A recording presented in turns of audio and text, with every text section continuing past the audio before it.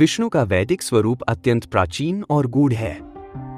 वेदों में उनका वर्णन किसी एकांगी देवता के रूप में नहीं, बल्कि आकाश, सूर्य की गति और यज्ञ की आत्मा के रूप में किया गया है।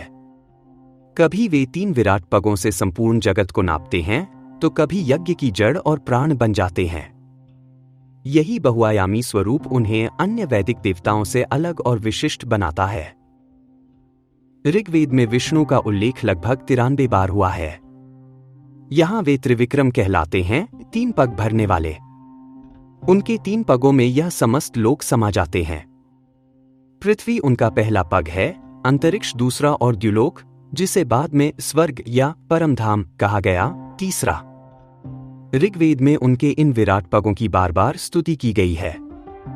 एक मंत्र कहता है, विष्णुः क्रमो बृहत्, विष्णुः क्रमो वामनः, विष्णुः क्रमो महितो दिवि, अर्थात विष्णु के पग महान हैं, वे सब और व्यापी हैं और उनका सर्वोच्च पग आकाश में है। विष्णु का यह उच्चतम पग अमृत और दिव्यता का प्रतीक है। ऋग्वेद में वे इंद्र के सहचर भी हैं और स्वतंत्र देवता भी। प्रकाश, विस्तार और अनंतता उनकी विशेषताएं हैं। यजुर्वेद में विष्णु का स्वरूप और भी दार्शनिक रूप में आता है। यहां उनका उल्लेख लगभग 90 बार हुआ है। यजुर्वेद विष्णु को यज्ञ का अधिष्ठाता और आत्मा मानता है। कृष्ण यजुर्वेद की तैत्तिरीय संहिता और शुक्ल यजुर्वेद की वाजसनेयी संहिता में उन्हें बार बार यज्ञ पुरुष कहा गया है। मंत्र आता है, यज्ञो वै विष्णु, अर्थात यज्ञ ही विष्णु है। यह संकेत है कि देवताओं और मनुष्यों के बीच जो सेतु है, वह विष्णु ही है। वे ही वह शक्ति हैं जो अनुष्ठान को फलित करती है और यज्ञ को ब्रह्मांड से जोड़ती है। इस प्रकार यजुर्वेद में विष्णु जगतव्यापी शक्ति ही नहीं, बल्कि धर्म और अनुष्ठान की आत्मा बन जाते हैं। सामवेद में विष्णु का उल्लेख मुख्यतः ऋग्वेद से लिए गए मंत्रों के संगीतमय रूप में है। उनका नाम यहां लगभग 70 बार आता है। सामगान में ऋषि विष्णु के त्रिविक्रम स्वरूप की गान के साथ स्तुति करते हैं। वही मंत्र जो ऋग्वेद में उग्र तेज और विराट विस्तार के प्रतीक थे, यहां संगीतमय होकर मधुर और भक्तिपूर्ण बन जाते हैं। विष्णु के 3 पगों को गाकर वे उनके अनंत लोकव्यापी स्वरूप का अनुभव कराते हैं।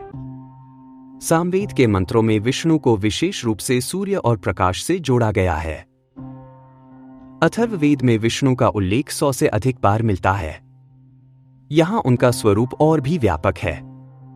वे त्रिविक्रम भी हैं, यज्ञ पुरुष भी और समस्त लोकों के व्यापी देवता भी। अथर्ववेद में कहा गया है कि विष्णु ने अपने 3 पगों से संपूर्ण लोकों का विधान किया। ये ऋग्वेद के त्रिविक्रम जैसे रूप का ही विचार है, पर यहां शैली थोड़ी अलग है। इसमें यह कहा गया है कि विष्णु ने अपने 3 पगों से संपूर्ण लोक व्यवस्था की रचना और विधान किया है। यानी ब्रह्मांड का धार्मिक, सामाजिक और दार्शनिक क्रम भी उनके इन 3 पगों में निहित है।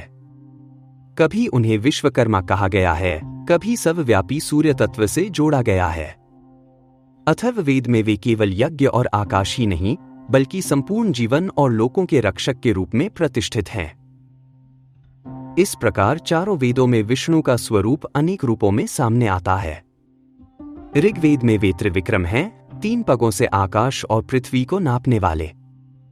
यजुर्वेद में वे यज्ञ पुरुष हैं, अनुष्ठान और धर्म की आत्मा।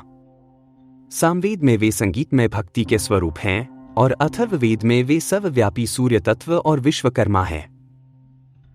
यदि गिनती की दृष्टि से देखें तो ऋग्वेद में लगभग 93 बार, यजुर्वेद में लगभग 90 बार, सामवेद में लगभग 70 बार और अथर्ववेद में लगभग 100 बार विष्णु का उल्लेख मिलता है।